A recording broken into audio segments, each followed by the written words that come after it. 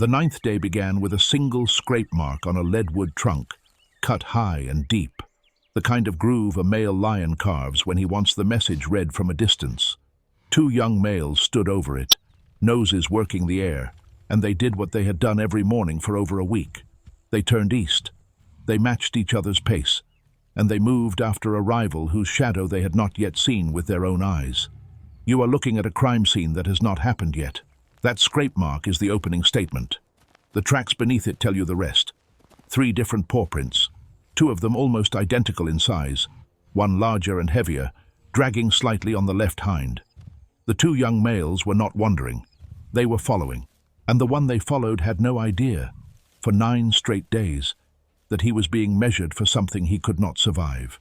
Forget the sentimental version of lion life you have been fed, the one where a pair of brothers roams the savannah in peaceful brotherhood, waiting patiently for their turn at a throne. That image is a cartoon. The reality is a long, patient, brutal accounting. These 2 males were not waiting for anything. They were gathering intelligence. They were reading the rival's habits, his kills, his weaknesses, his sleep patterns. And on the 9th day, that scraped leadwood trunk became a timestamp. Here is the detail nobody expects. The chase was not loud. There was no thunder of hooves, no dramatic roar echoing across the Sabi Sand. The pursuit unfolded in near silence, broken only by the soft crush of dry grass under heavy paws and the occasional low, guttural exchange between the 2 brothers. They did not need to talk much.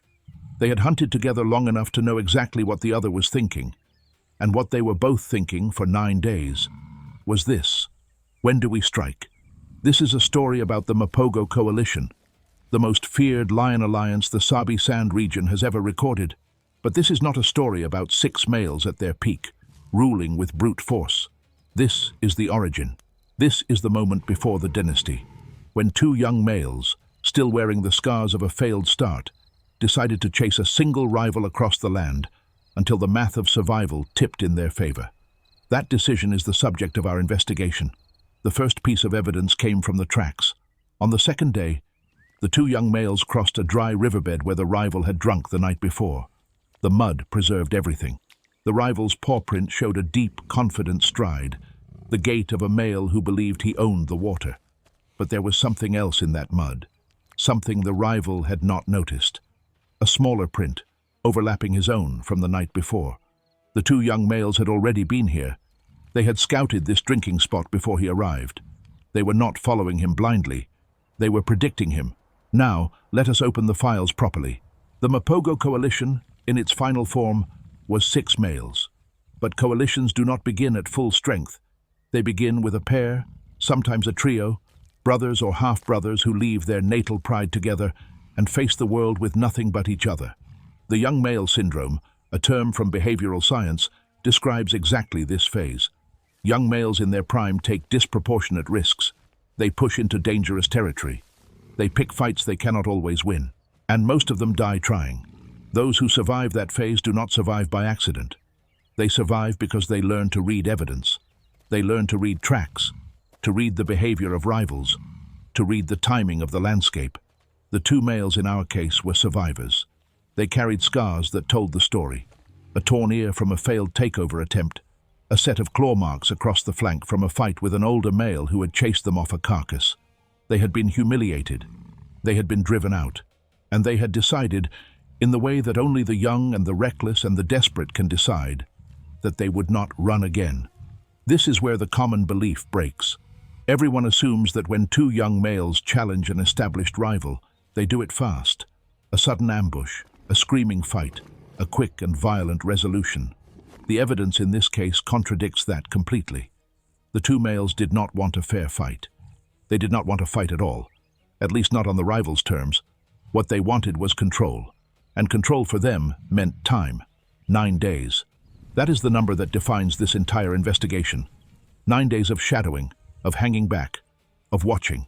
Think about what that means in metabolic terms. A male lion needs to eat regularly to maintain the muscle mass that makes him dangerous. Every day spent following a rival is a day spent not hunting effectively, not resting fully, not drinking safely. The 2 young males were paying a price in hunger and exhaustion for every hour of that pursuit. And they did it anyway. The question is why. The answer, when it comes, will change how you read every nature documentary you have ever seen. So stay with me here. Because what those 9 days of silence actually bought them was not a meal. It was a strategy. And strategy, in the world of lions, is rarer than strength. It is the thing that separates the male who rules for 8 years from the male who rules for 8 months. By the 3rd day, the pattern was established. The rival would wake at dawn, stretch, and move toward the eastern boundary of his territory to scent mark. He was a large male, confident, with a deep chest and a scarred muzzle that spoke of many victories. He had held this ground for years. He had driven off challengers before. He had no reason to believe these 2 young males were any different from the others. And that confidence, that belief in his own inevitability, was the crack in his armor that they were patiently exploiting. So the rival believed he was inevitable. That confidence, as you are about to see, was the entire operating principle behind the ambush. Subscribe if you want to continue reconstructing kills where the silent evidence rewrites the accepted story. And in the comments, tell me what specific detail from those 9 days you think gave the young males their opening, before the attack even begins. The 2 young males, by contrast, did not scent mark at all. They moved through the rival's territory like ghosts, avoiding the open clearings, using the drainage lines for cover. When they crossed a ridge, they did it low, bellies close to the ground, eyes fixed on the horizon. They communicated in whispers, in subtle tail flicks, in the angle of an ear. A researcher watching from a distance would have noted the absence of aggression. No roaring, no posturing, no direct confrontation, just a silent, relentless presence, always exactly far enough behind to be undetected, always close enough to learn. On the 4th day, they found the rival's kill, a buffalo carcass, still fresh, still guarded. The rival had eaten his fill and was resting in the shade nearby, his belly distended, his guard down. The 2 young males could have approached. They could have tried to steal a bite, or worse, launched an attack while the rival was sluggish and full. This was, by every conventional reading of lion behavior, the perfect moment. The rival was vulnerable. The advantage was theirs, and they did nothing. They circled the kill site at a distance. They tested the wind. They watched the rival sleep, and then, without a sound, they moved on. This is the piece of evidence that breaks the standard narrative. These were not hungry young males looking for an easy meal. They were something else entirely, something the rival's experience had not prepared him for. They were patient, and patience in a predator is a form of violence. What does this tell us? It tells us that the 9-day pursuit was not about the kill. It was about the territory. The rival was not just a competitor for food. He was a gatekeeper. He controlled access to a pride, to breeding rights, to the genetic future of both young males. Killing him was never the objective. Breaking him, replacing him, taking everything he had built, that was the objective. And you cannot do that with a single ambush. You have to do it with fear. The behavioral literature supports this. Coalitions are not just social arrangements. They are competitive instruments, finely tuned by evolution to maximize reproductive success. The size of a coalition, its internal cohesion, its ability to coordinate, all of these factors directly affect the outcome of territorial competition. The 2 young males understood this instinctively. They were not 2 individuals hunting together. They were a single unit, a coordinated weapon, and their target was not a body. It was a dynasty. Between the 4th and 6th days, the evidence becomes more complex. Camera trap images, placed along known game trails, captured the rival moving through his territory alone. He is alert in the images, ears forward, scanning. Something has registered in his mind, some flicker of unease, though he cannot yet articulate it. There is no image of the 2 young males in those same frames. They were too careful for that. But there is an image from a waterhole taken 2 hours later that shows a single male drinking, head low, and in the background, barely visible, a second male, positioned on a rise, watching. The tactical geometry of that image is remarkable. The drinking male is exposed, vulnerable, his head down. The watching male controls the high ground, the escape route, the line of sight. If they had wanted to kill him, they could have. But they did not. They let him drink. They let him leave. And they followed. The message was not a threat. It was a survey. They were measuring every detail of his behavior, building a profile, learning the architecture of his life. Forget what you think you know about lion fights. The reality is that most male lions die not from a single catastrophic battle, but from accumulated wounds, from infections, from the slow erosion of condition that comes from repeated, smaller conflicts. The two young males did not need to kill the rival in one glorious confrontation. They needed to break his spirit, to make him doubt his own territory, to force him into bad decisions.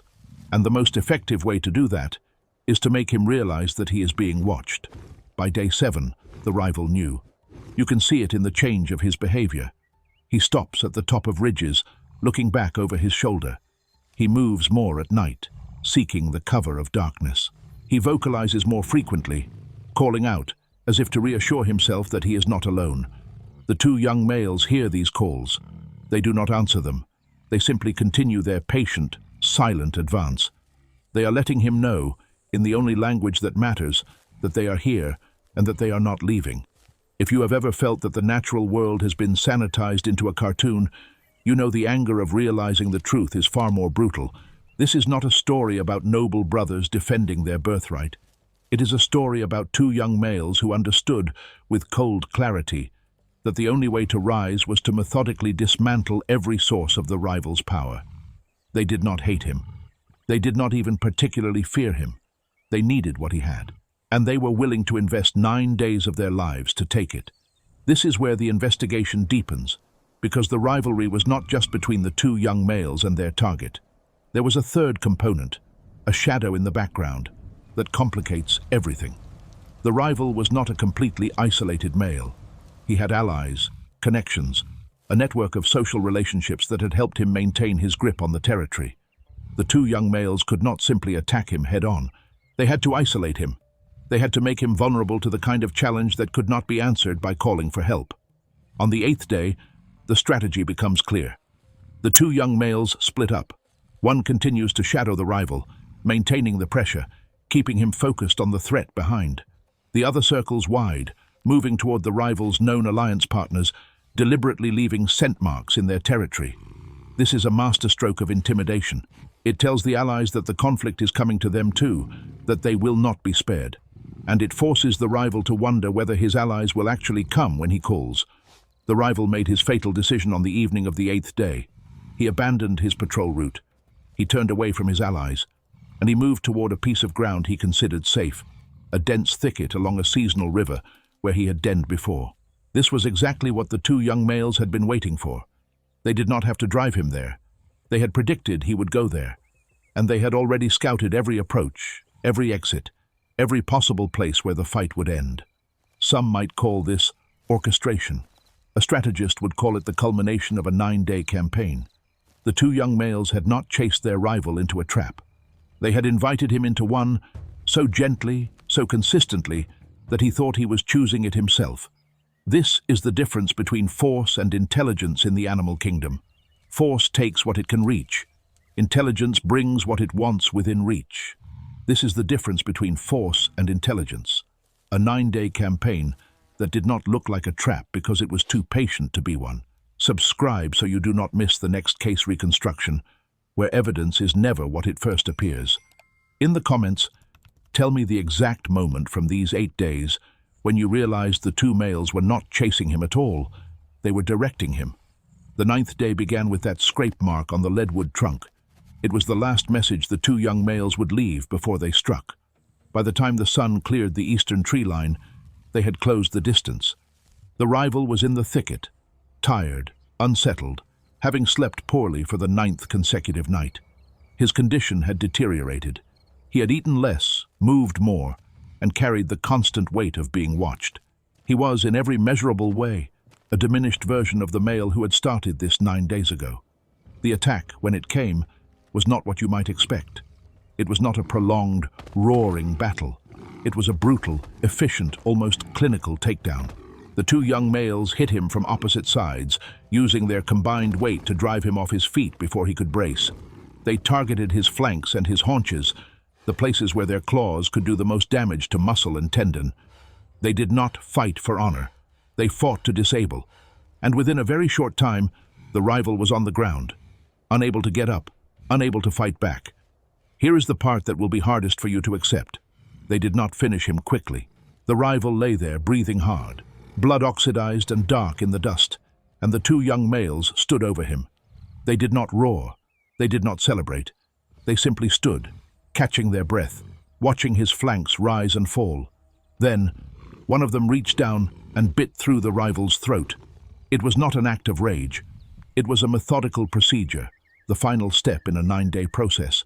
If you have ever believed that nature is a place of simple, honest violence, this case should change your mind. The killers were not the stronger animals. Their rival, at the start of the 9 days, was almost certainly their physical equal, perhaps even their superior. What they had that he did not was foresight. They saw the end of the story before it began, and they were willing to endure hunger, exhaustion, and days of silence to make that ending real. The coroner's report, if lions kept such things, would list the cause of death as exsanguination, blood loss, secondary to multiple claw and bite wounds to the hindquarters.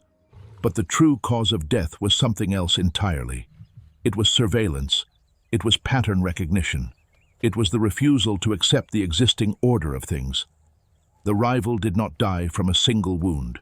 He died from 9 days of accumulated pressure, from the weight of being followed, from the slow erosion of his certainty that he was the lord of this land. Now we reconstruct the full timeline, and the title's promise is finally answered. The two young males did not follow the rival for 9 days because they were lost. They did not follow him because they were hungry. They followed him because they were building a case. Every track they read, every kill they observed, every waterhole they watched from high ground was evidence. And on the 9th day, they presented their evidence in the only court that matters in the Sabi Sand. They took the territory. They took the pride. And they began the rise of the coalition that would, for years, be the most feared in the region. The historical record confirms the outcome. The Mapogo coalition, built from the foundations these two young males laid, would go on to rule the Sabi Sand with a level of dominance that shocked even experienced observers. They did not just defeat their rivals, they terrorized them. They drove entire prides off their territories, killed the cubs of competing males, and established a regime of fear that redefined what a lion coalition could be. And it all started here, with a decision to wait, to watch, and to follow a single rival until the moment was right. So when you see two young male lions on a nature documentary moving across the savannah, remember this case. Remember that their casual gait is a calculation, their silence is a strategy, and the rival they are following might already be a dead male, walking on borrowed time, unaware that every step is being measured by killers who understand the value of a 9-day investment. This is the hidden pattern beneath the surface of the wild. And now, you are the investigator who can see it. Every choice a coalition makes leaves a signature in the landscape. The two males left a particular one on the day after the rival fell. They did not eat their fill at the kill site. They took a few mouthfuls, enough to blunt the edge of 9 days of hunger, and then they walked away from the carcass. This is the detail that separates a takeover from a simple kill. When a lion kills for food, he stays. When a lion kills for territory, he has already moved on mentally, and the carcass is just paperwork. The vultures arrived within hours, and their behavior told its own story. They came in waves, the first scouts circling high, reading the stillness of the scene below. A kill guarded by a lion brings a particular caution, but there was no growl from the thicket, no charge to scatter them. The scouts dropped lower, then landed, and within a single afternoon the carcass was stripped to bone. Scavengers are the silent chroniclers of the savannah. They document in beaks and talons exactly how long a predator abandons his work. Here, the message was unambiguous. The new owners had no interest in the spoils. They were already looking ahead. What were they looking at? A pride. And this is where the investigation widens, because the pride that the rival once controlled was not a passive asset. It was a complex social structure with its own hierarchies, its own history, its own loyalties. The two young males did not simply walk in and claim it. They had to be accepted, or at least tolerated, and the process of that acceptance left its own trail of evidence in the mud and the grass and the torn ground of the territory. The cubs were the first problem. You already suspect what happened to the cubs. Most viewers, even those new to this forensic approach, have heard the rumors of what takes over a pride, but the evidence does not describe a frenzy, it describes a cold accounting. The two males moved through the pride's core range systematically, checking every den site, every thicket, every known hiding place. They were not hunting, they were auditing, and every cub they found was an item that had to be resolved, because every surviving cub carried the rival's genes into the future, a future the two males intended to claim entirely for themselves. The females did not fight to protect the cubs. The behavioral record, written in the tracks and the scuff marks around the den sites, shows a different pattern. The females moved away when the males approached. They did not flee in panic. They simply vacated methodically, as if they understood an arithmetic that had no room for sentiment. This is the hardest truth of the investigation, that the females had been through this before, that they knew the drill, and that their compliance was not weakness, but a survival strategy written into their own genetic calculus. The genetic angle is the deep layer here, the one that the surface narrative of violence always obscures. When the two young males killed the rival, they did not just remove an individual. They removed a set of genes from the breeding pool. When they killed the cubs, they removed another set. And when they mated with the females, they inserted their own genes in place of the ones they had erased. This is not cruelty. This is the raw machinery of natural selection, running exactly as it has run for millions of years. The investigator who cannot see this is not investigating. They are merely watching. Here is what changes about your understanding of the event. The rivalry was never personal. The rival was not a villain, and the two young males were not heroes. They were all just carriers of genetic material, competing for the same narrow window of reproductive opportunity. The 9 days of patient pursuit were not an act of hatred. They were an investment. And the ROI, in evolutionary terms, was the difference between leaving no descendants and leaving a genetic legacy that would dominate the region for years. That is the real currency of the savannah. The aftermath of the takeover was a period of transition that the camera traps documented in fragments. The pride females were cautious at first, keeping their distance, testing the new males from the edge of the clearing. The two young males, for their part, did not press the issue. They had won the territory through patience, and they applied the same strategy to the pride. They did not chase the females. They did not posture. They simply remained present, day after day, until the females adjusted their own expectations to the new reality. This adjustment period is where the rival's shadow lingered longest. The females had known him for years. They had raised his cubs, followed his lead, synchronized their movements to his. The two young males were unknown quantities, and unknown carries risk. But the evidence shows a gradual softening. A female allowed one male to approach within a body length without moving away. A week later, they were lying within touching distance. These are the small, undramatic moments that the documentaries rarely show, but they are the true architecture of a coalition's rise. The first mating was observed on camera trap footage, and the timestamp places it just over 3 weeks after the rival fell. This is the point where the takeover becomes permanent, in the only way that matters. The rival's genetic line, for his particular pride, was effectively over. The two young males had not just won a fight, they had won the future, and they had done it without a single roar, without a single dramatic confrontation, without any of the theatrics that the popular imagination associates with the king of the jungle. That silence you just witnessed, a takeover with no roar, no clash, just two males becoming inevitable, is a pattern you will see repeated as we shift focus to the surrounding coalitions. The signal these two sent ripples through the entire Sabi Sand, and the investigation is far from closed. Subscribe to stay with the evidence as the map redraws itself, because the next chapter does not wait for anyone. Comment silent if the patience of this takeover struck you as more unnerving than any fight. But the story is not finished, because the two young males were not the only coalition forming in the Sabi Sand. The investigation shifts focus now to the broader landscape, because a territory is not an island. It is a contested piece of a larger map, and every other coalition on that map was watching the same evidence we have been reading. The two young males' success sent a signal through the entire region, a signal that the old order was breaking down, that the ground was shifting, that new opportunities were opening for anyone with the patience and the nerve to seize them. The most immediate threat came from a group of 3 males, older and more established, who held a territory adjacent to the one the two young males had just claimed. The wire between the two territories, the border zone where scent marks overlapped and tracks crossed, became a pressure point. The camera traps caught the older males testing the boundary, moving deeper into the contested zone than they ever had before.